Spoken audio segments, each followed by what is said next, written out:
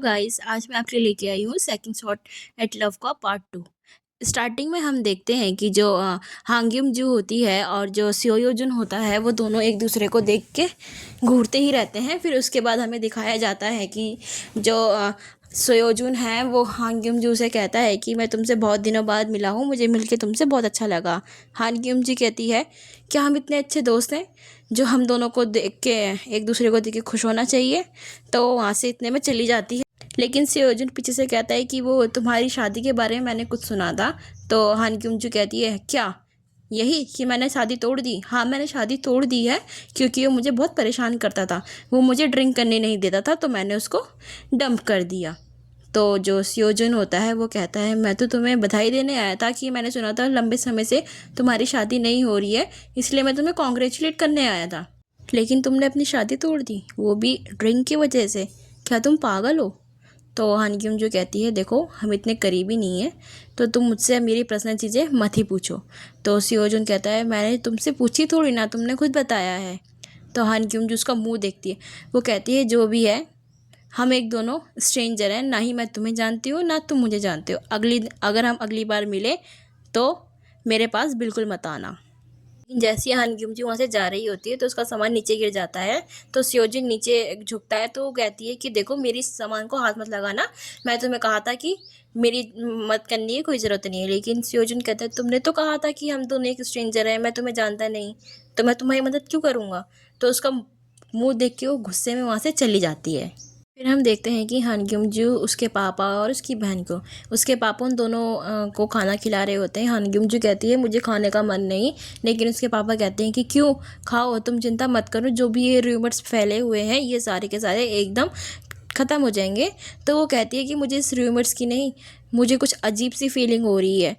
तो उसकी बहन कहती है कि हाँ मुझे भी बियर पीने की बहुत ज़्यादा इच्छा हो रही है। तो उसके पापा उसकी वो तीनों की तीनों एक एक करके बियर पीने लगते हैं।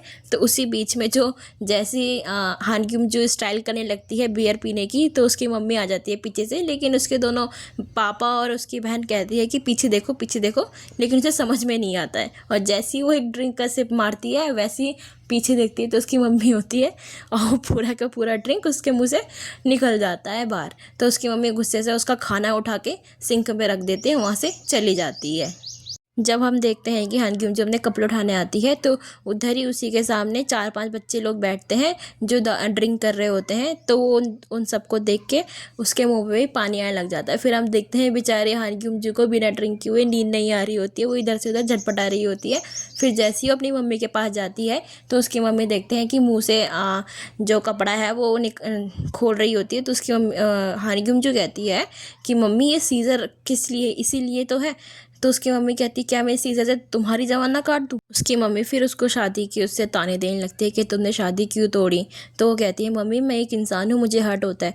तो उसकी मम्मी कहती है हर्ट तुम्हें नहीं जेब को हो रहा है, मुझे पता है उस पर क्या बीत रही होगी जो तुमने उसको डंप किया, वो भी सिर्फ एक दारू की वजह से। तुम्हें शर्म नहीं आई। तो वो अपना मुँह बना के वहाँ से चली जाती है। फिर हम यहाँ पे देखते हैं कि हानग्यूम जो एक नदी के किनारे खड़े होके बहुत ज़्यादा रो रही होती है और बहुत गिल्टी फील करती है। फिर हमें सीन दिखाया जाता है पास्ट का जिसमें हम देख रहे होते हैं कि जो हानग्यूम जो है वो अपने दोस्त के साथ कार पे रहती है। लेकिन उसका दोस्त कहता है कि चलो आज हमने बहुत काम किया है, ड्रिंक कर लेते हैं। तो वो कहती है कि नहीं मुझे जेयूब के साथ डेट पे जाना है। लेकिन हम उसी टाइम देखते हैं कि जो हानग्यूम जो है वो जेयूब को देख लेती है किसी शॉप पे जाते हुए।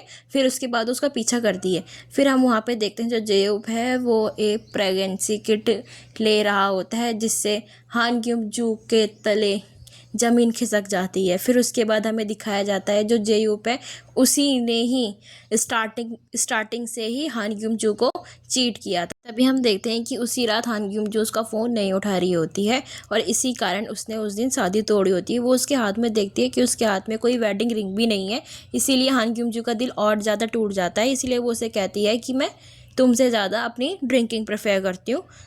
तो फिर हमें दिखाया जाता है कि जो हानग्यूम जो है बेचारी पागलों की तरह अजीबोगरीब तरीके से डांस कर रही होती है। उसी के बाद वो अपने घर जाती है तो उसकी मम्मी कहती है कि मेरे साथ चलो। तो उसकी मम्मी उसको ज़बरदस्ती टेंपल ले जाती है। फिर हमें वहाँ देखा जाता है कि जो उसकी मम्मी है वो उसके नाम का डोनेशन कर रही होती है क्योंकि वो चाहती है कि हानग्यूम जो ड्रिंकिंग छोड़ दे। तो लेकिन हान ग्युम-जू इसके खिलाफ होती है। वो कहती है मम्मी मैं ड्रिंकिंग नहीं छोड़ूंगी, चाहे तुम कुछ भी कर लो। तो उसका फ़ोन लेके वहाँ से भाग जाती है। तो उसकी मम्मी भी उसका पीछा करती रहती है, लेकिन हान ग्युम-जू वहाँ से चली जाती है। फिर हमें दिखाया जाता है कि जो हान ग्युम-जू की मम्मी होती है वो नीचे गिर जाती है। फिर सियोजुन वहाँ पर आता है, उनको उठाता है। फिर हम दिखाते हैं कि ये दोनों के दोनों आपस में बैठ के बात कर रहे होते हैं। उसकी मम्मी कहती है अब मैं हान ग्युम-जू का क्या करूँ। तो वो कहती है कि सियोजुन तुम ही बताओ ना, मैंने सुना है कि तुम अल्कोहल के ऊपर कुछ स्पीच दे रहे थे जिससे लोग अल्कोहल छोड़ दें। तो वो कहता है कि देखो हमें किसी पे भी ज़्यादा फोर्स नहीं करना चाहिए, हमें बस अपने आप पे पेशेंट रखना चाहिए कि वो अगले वाला इंसान हमको देख के सुधर जाए। तो वो कहती है ठीक है। फिर अगले ही पल हमें हान ग्युम-जू को दिखाया जाता है जिसके फ़ोन में मैसेज आता है उसके दोस्तों का। वो कहते हैं कि आज चलो, तुम इतने दिनों बाद आई हो, हम सब ड्रिंक करते हैं साथ में। तो फिर हमें दिखाते हैं कि वो दोनों के दोनों दोस्त उसका सियोजुन का भी वेट कर रहे होते हैं। लेकिन जब सियोजुन वहाँ पे आता है तो वो दोनों बहस कर रहे होते हैं। तो सियोजुन कहता है कि मैं यहाँ से चले जाता हूँ अगर तुम्हें बहस ही करनी होती है तो वो कहते हैं कि देखो यहीं रुके रहो, हमने हान ग्युम-जू को भी बुलाया है, हान ग्युम-जू भी आ रही है। लेकिन सियोजुन कहता है कि हान ग्युम-जू को पता है कि मैं यहाँ पर हूँ। तो कहते हैं बिल्कुल भी नहीं। तो कहते हैं मुझे नहीं लगता कि उसको अच्छा लगेगा। तो हम दिखाते हैं कि जो हान ग्युम-जू है वो आती है, लेकिन वो भारी खड़ी रहती है। उसको सियोजुन की आवाज़ आ जाती है कि वो अंदर बैठा हुआ है। तो वो कहती है ये जर्क ये यहाँ पे क्या कर रहा है। फिर हम देखते हैं जो उसके वो दो दोस्त होते हैं वो डिस्कस कर रहे होते हैं कि तुम्हें क्या लगता है कि हान ग्युम-जू ने सही किया है ये ड्रिंक करके अपने शादी को तोड़ना। लेकिन जो सियोजुन होता है वो कहता है ये मुझे नहीं पता, लेकिन जब मैंने उसको इतने दिनों बाद देखा तो मुझे लगा कि हाँ वो बहुत पहले से अच्छी इंसान बन चुकी है। तो ये सोच के जो हान ग्युम-जू है वो वहाँ से चले जाती है। फिर वो देखते हैं कि अकेले जाके ड्रिंक करने लग जाती है। फिर जैसे ही वो बाहर निकलती है तो वो सब कुछ सोचने लग जाती है कि उसके एक्स फियांसे ने उसको किस तरीके से डंप किया।